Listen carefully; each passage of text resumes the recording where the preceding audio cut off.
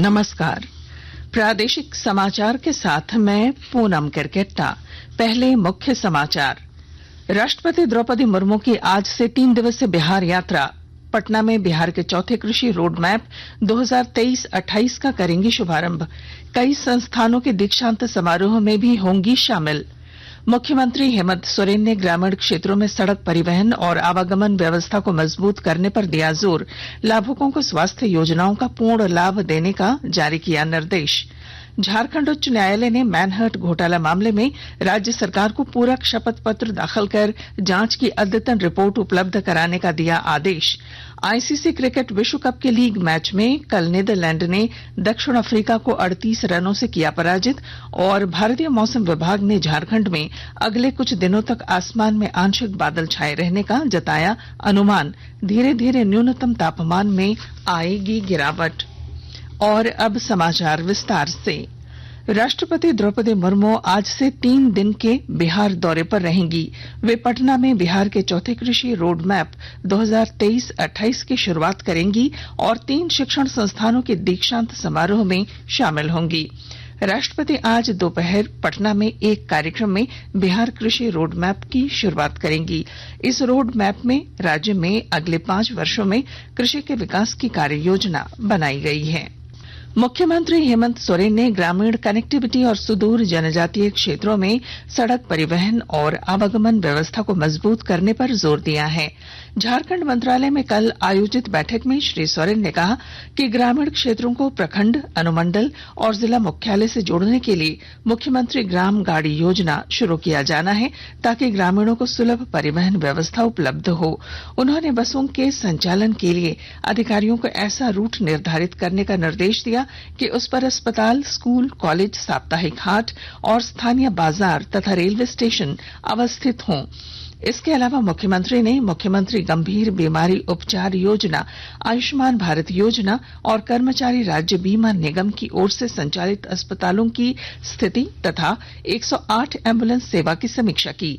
मुख्यमंत्री ने स्वास्थ्य सेवाओं का पूरा लाभ लाभुकों को देने का निर्देश दिया। उन्होंने योजनाओं का लाभ लेने की प्रक्रिया सरल और सहज बनाने को कहा। मुख्यमंत्री ने राज्य में संचालित 108 एम्बुलेंस सेवा को 15 नवंबर 2023 तक हर हाल में सुधारने का निर्देश दिया है। देवघर जिले के सारठ विधायक रणधीर कुमार सिंह ने कल 4 महत्वपूर्ण योजनाओं की आधारशिला रखी। इन योजनाओं में 55 लाख रुपए खर्च होंगे। योजनाओं में मधुपुर रोड अवस्थित छठ घाट के विस्तार में 24 लाख, केजीबी में सांस्कृतिक मंच और संतरी पोस्ट के निर्माण में 19 लाख, जमुना जोरिया में शवदाह गृह निर्माण में 9 लाख और नवाडी मोहल्ला में मांझी थाना के निर्माण में लगभग 5 लाख रुपए खर्च होंगे।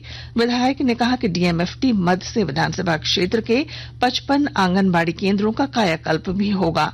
वहीं 10 हाई स्कूलों में साइकिल शेड निर्माण, लैब आदि का निर्माण कराया जाएगा।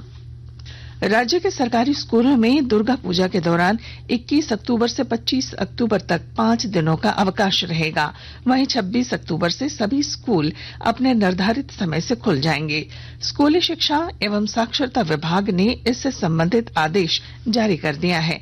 वहीं राज्य के सरकारी कर्मचारियों को सरकार ने दुर्गा पूजा के मद्देनजर अक्टूबर महीने के वेतन का भुगतान 19 अक्टूबर से करने का निर्णय लिया है। पाकुड़ जिले में जूट की खेती से जुड़े किसानों की सामाजिक और आर्थिक स्थिति में बदलाव लाने के लिए जिला प्रशासन ने जूट क्रय केंद्र खोलने का प्रयास तेज कर दिया है। ब्यौरे के साथ हमारे संवाददाता। पाकुड़ जिले के 5000 जूट की खेती से जुड़े किसानों एवं सदर प्रखंड के लगभग 40 गांवों के लोगों के दिन बहुरने वाले हैं। ऐसा इसलिए कि ग्रामीण विकास विभाग एवं Jharkhand state livelihood promotion society के संयुक्त प्रयास से जूट क्रय केंद्र खोलने की दिशा में प्रयास तेज हो गया है। जूट क्रय केंद्र में किसान अपनी उपज को न्यूनतम समर्थन मूल्य पर बेच सके, इसके लिए उनका पंजीयन भी जोर शोर से कराया जा रहा है। पहले प्रशिक्षण, फिर बीज वितरण के बाद अब जूट क्रय केंद्र खोलने को लेकर राज्य के ग्रामीण विकास मंत्री आलमगीर आलम द्वारा स्थल चयन की कार्रवाई शुरू करने के बाद जूट किसानों में खुशी है। राम प्रसाद सिन्हा, आकाशवाणी समाचार पाकुड़। आकाशवाणी के ताजा तरीन समाचारों के लिए आप हमारी वेबसाइट newsonair.com पर लॉग ऑन कर सकते हैं। ताजा समाचार X handle @AIR news alerts और Facebook page All India Radio News पर भी उपलब्ध है। आप प्रादेशिक समाचार एकांश के एक्स हैंडल @AIR न्यूज _ और फेसबुक, इंस्टाग्राम पेज तथा YouTube channel AIR news Ranchi पर भी हमारे बुलेटिन सुन सकते हैं। प्रादेशिक समाचार आप आकाशवाणी रांची से सुन रहे हैं। सीवरेज ड्रेनेज का DPR बनाने वाली कंपनी मैनहर्ट के घोटाला मामले में ACB में दर्ज प्रारंभिक जांच की रिपोर्ट अब तक नहीं आने और मामले में FIR दर्ज नहीं होने को लेकर विधायक सरयू राय की दायर याचिका पर झारखंड हाईकोर्ट में कल सुनवाई हुई। मामले में हाईकोर्ट ने राज्य सरकार को अंतिम मौका देते हुए पूरक शपथ पत्र दाखिल करने का निर्देश दिया।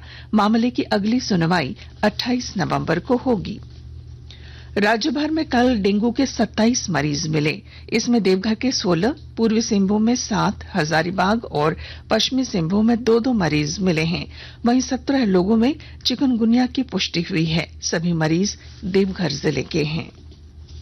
बोकारो रामगढ़ मार्ग पर जरीडीह थाना क्षेत्र के टांड मोहनपुर में बीती रात तेज रफ्तार ट्रक की चपेट में आने से एक महिला समेत 2 लोगों की मौत हो गई, जबकि कई लोग घायल हो गए। घायलों का इलाज बोकारो जनरल अस्पताल में चल रहा है।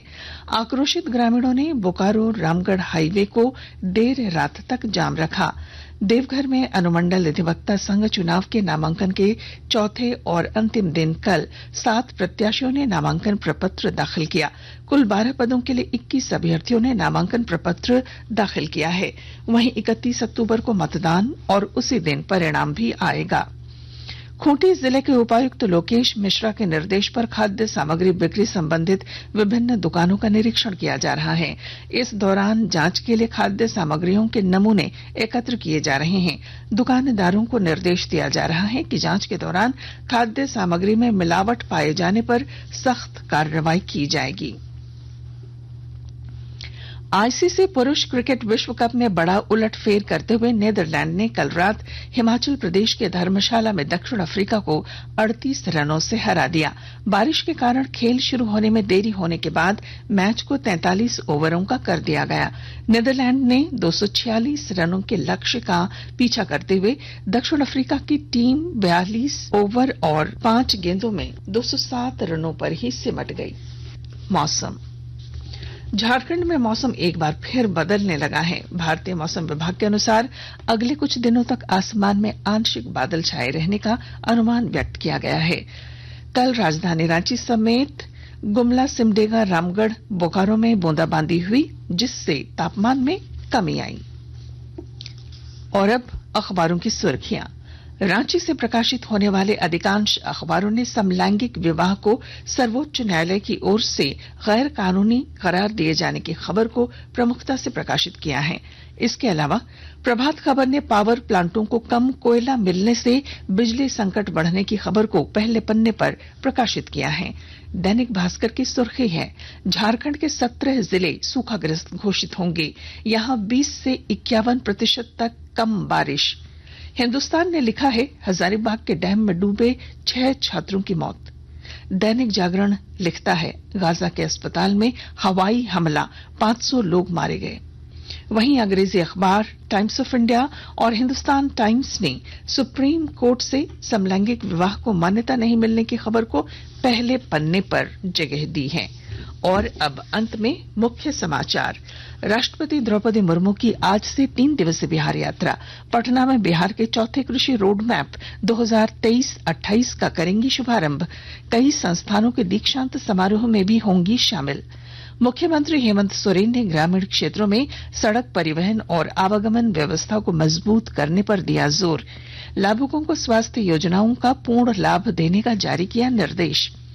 झारखंड उच्च न्यायालय ने मैनहर्ट घोटाला मामले में राज्य सरकार को पूरक शपथ पत्र दाखिल कर जांच की अद्यतन रिपोर्ट उपलब्ध कराने का दिया आदेश। आईसीसी क्रिकेट विश्व कप के लीग मैच में कल नीदरलैंड ने दक्षिण अफ्रीका को 38 रनों से किया पराजित। और भारतीय मौसम विभाग ने झारखंड में अगले कुछ दिनों तक आसमान में आंशिक बादल छाए रहने का जताया पूर्वानुमान। और इसके साथ ही आकाशवाणी रांची से प्रादेशिक समाचारों का ये बुलेटिन समाप्त हुआ। नमस्कार।